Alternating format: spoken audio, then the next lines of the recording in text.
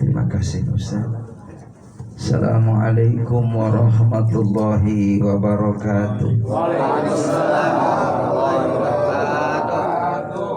Alhamdulillah.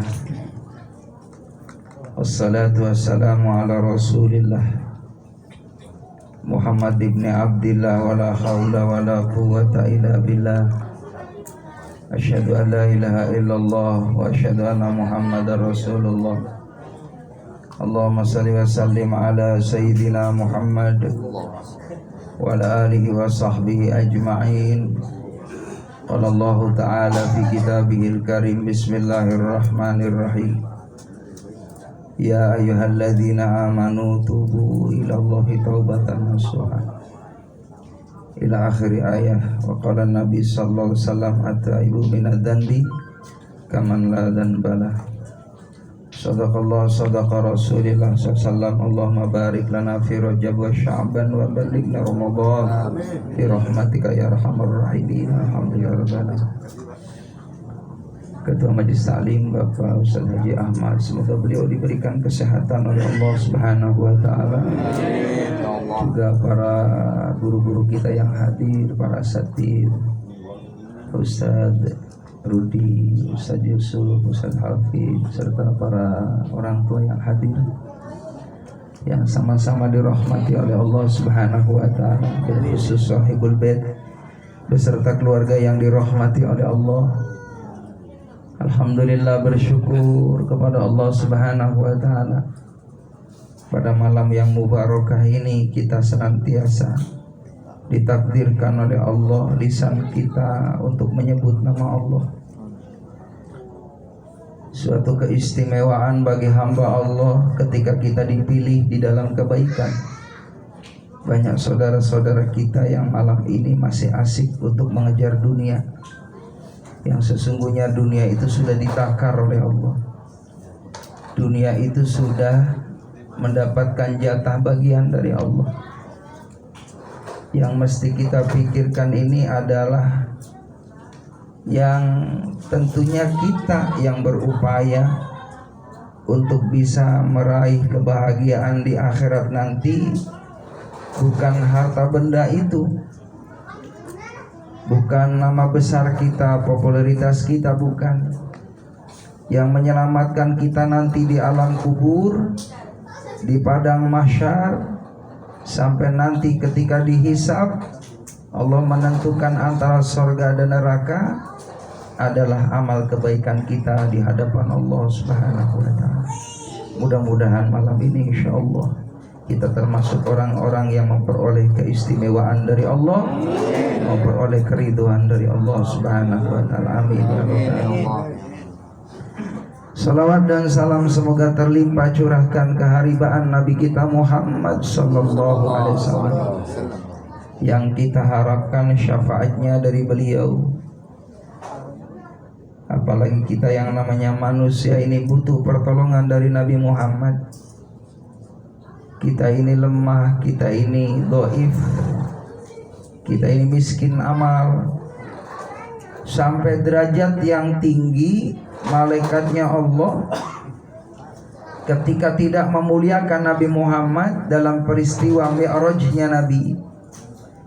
Ketika Nabi Muhammad berangkat itu membuka pintu langit pertama sampai langit ketujuh, sampai ke Sidratul Muntaha, para malaikat semuanya memberikan penghormatan kepada Nabi Muhammad atas kehadiran Nabi Muhammad.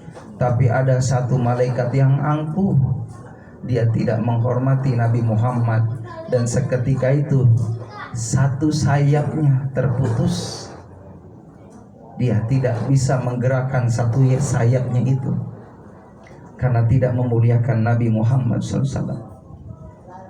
Lalu jemaah yang dimuliakan oleh Allah Subhanahu wa taala, malaikat tadi yang satu sayapnya itu dia putus, dia menangis.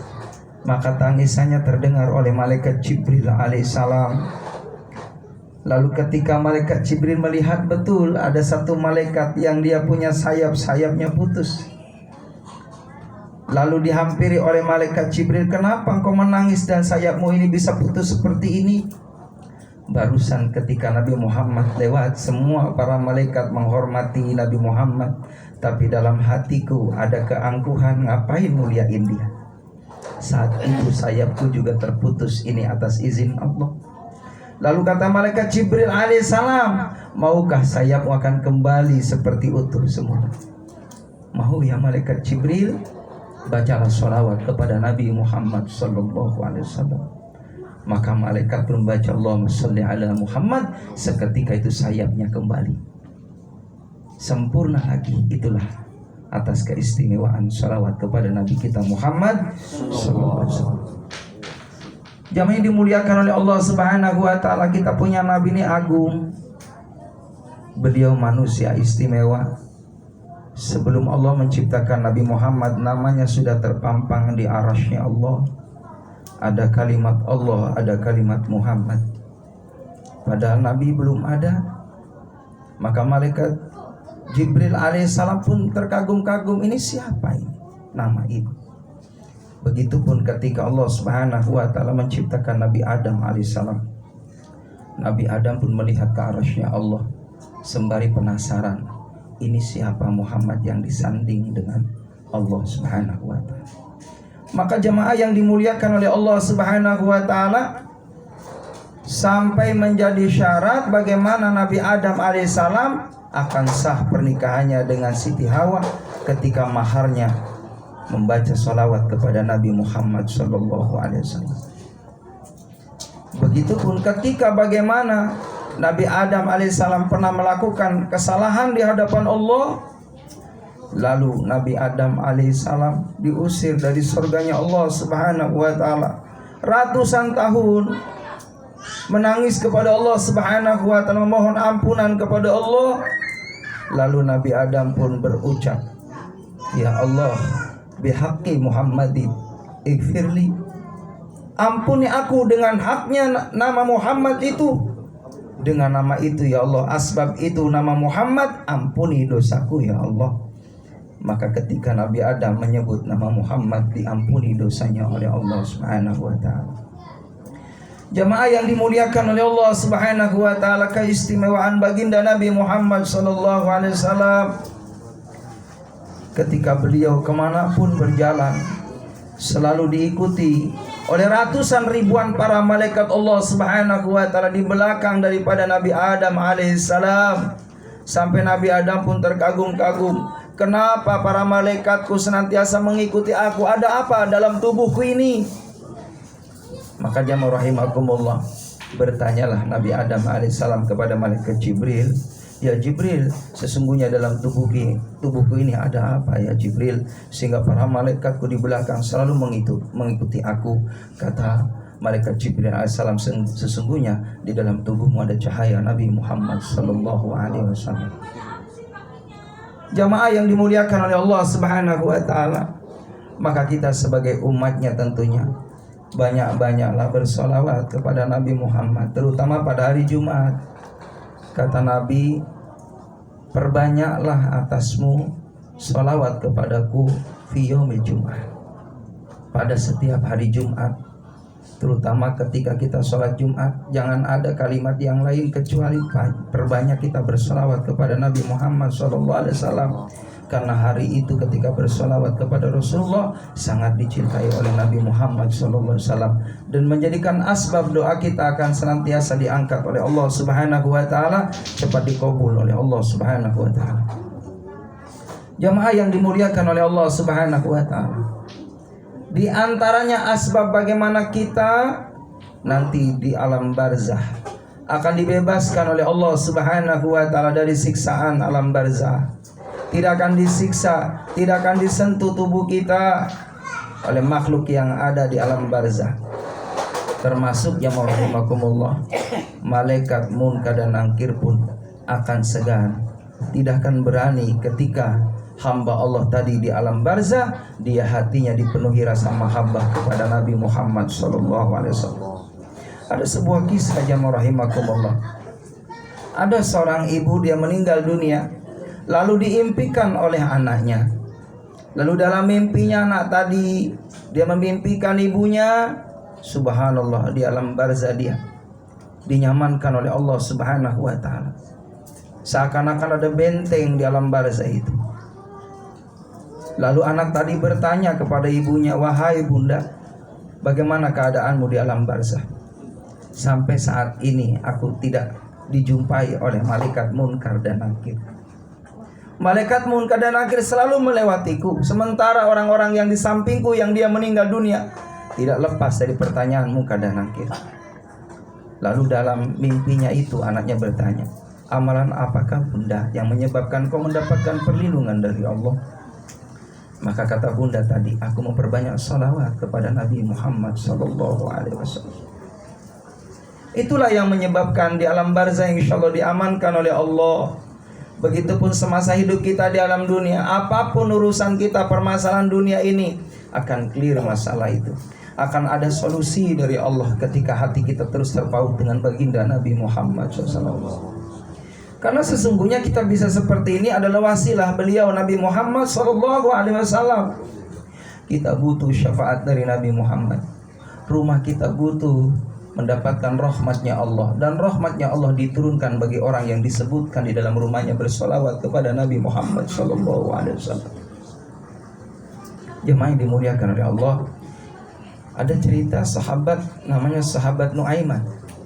Sahabat Nuaiman ini yang rahimakumullah begitu cintanya kepada Nabi Muhammad. Setiap kemana-mana diikuti oleh sahabat Nuaiman. Singkat cerita, mohon maaf, Nuaiman meninggal dunia. Dan luar biasa Nuaiman beruntung yang memandikan beliau. Nuaiman adalah Nabi kita Muhammad SAW. Kalau sahabat dimandikan oleh baginda Nabi Muhammad, bisa dipastikan ahlul jannah. Nuaiman meninggal dunia, yang memandikan adalah Rasulullah, yang mengkafani Rasulullah, yang menyolati Rasulullah, yang memakamkan. Masukan yang lahat itu hadir baginda Nabi kita Muhammad SAW. Setelah selesai pemakaman, sahabat semua pulang. Rasulullah menunggu di atas kuburan Nuaiman. Lalu ditanya oleh para sahabat, "Kenapa ya Rasul nggak bergegas pulang?" "Aku tunggu kekasihku, khawatir dia tidak bisa menjawab pertanyaan munkar dan nakir." Ya rahimakumullah, apa yang terjadi? Ketika orang pulang 7 langkah, datanglah malaikat munkar dan nakir menanyakan, "Man rabbuka, siapa Tuhanmu?" Dijawab, "Allah." "Siapa nabimu?" Nuaiman tahu kalau kekasihnya ada di atas sedang menunggu, akan membela sahabat tercintanya. Maka kata Nuaiman, "Kalau bertanya tentang nabiku, di atas dia sedang menunggu aku." Jemaah rahimakumullah, ini berlaku. Solawat yang kita baca, kata Nabi, orang yang bersolawat kepadaku disampaikan oleh malaikat ke Madinah. Langsung itu solawat kita di hadapan Nabi kita Muhammad SAW. Lalu Nabi menjawab, "Salam juga aku buat dia." Makanya jemaah rahimakumullah, kalau kita dalam kondisi susah, kesulitan hidup, perbanyaklah sholawat, insya Allah akan dibuka permasalahan itu oleh Allah dan diberikan kemudahan jalan. Orang sakit susah menemukan obat, sholawatlah kepada Rasulullah.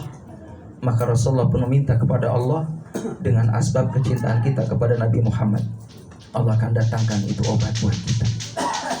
Ini juga hadirin, ada seorang, dia anak kecil Pak. Anak kecil dia menangis karena malam itu akan dioperasi. Cuman ayah bundanya ahli sholawat. Ayahnya ahli sholawat, bundanya ahli sholawat. Dan anak ini dari sejak dalam kandungan sudah diajarkan oleh bundanya untuk cinta kepada Nabi Muhammad.